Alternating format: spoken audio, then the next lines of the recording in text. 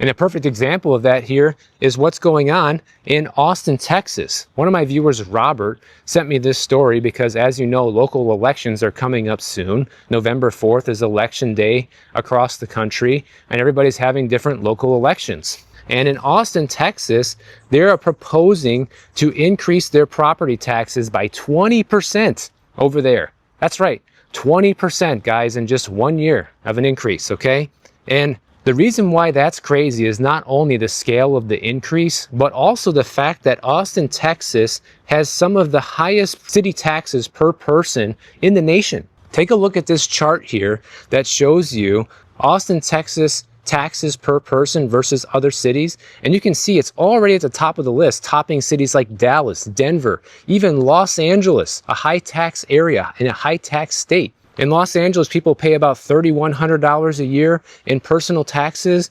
In Austin, people are paying almost $6,000 a year, basically double people in LA. And then if this new proposition goes through, people are going to be going from paying $6,000 a year to about $7,600 per year just to live in Austin, Texas. They say that the typical Austin, Texas homeowner would only pay about $420 more per year, but you know, that's typical.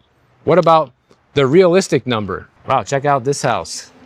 These guys went all out with some of these Halloween decorations. Pretty cool. Pretty sure I passed this house and showed it last year.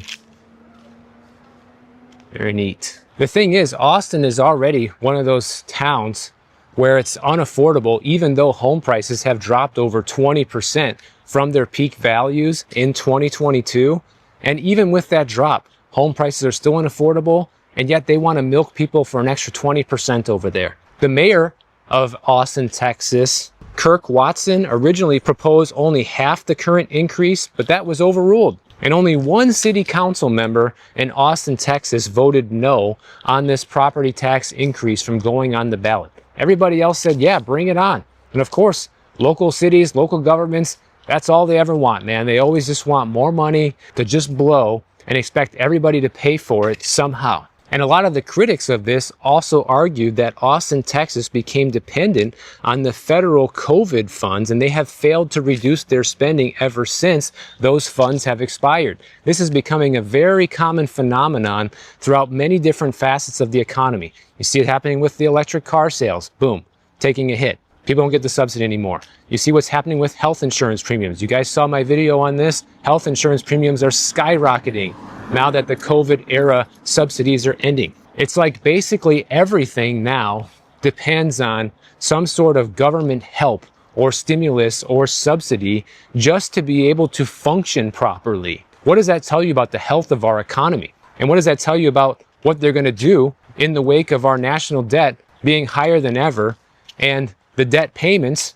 being the #1 line item in our budget? It tells you that they're going to continue inflating that bubble to the point where the dollar is going to be worthless. And that's why you continue to see week after week, gold prices hit record highs. I hope you have bought some, because if you didn't, you are being left behind. Owning gold is no longer a speculation, guys. It is a necessity if you want to preserve your wealth. That's just a fact. And they want to increase people's property taxes 20%, yet look at some of these examples of wasteful spending they have in the city of Austin. They want to spend $10 million for art in the airport. Are you kidding me?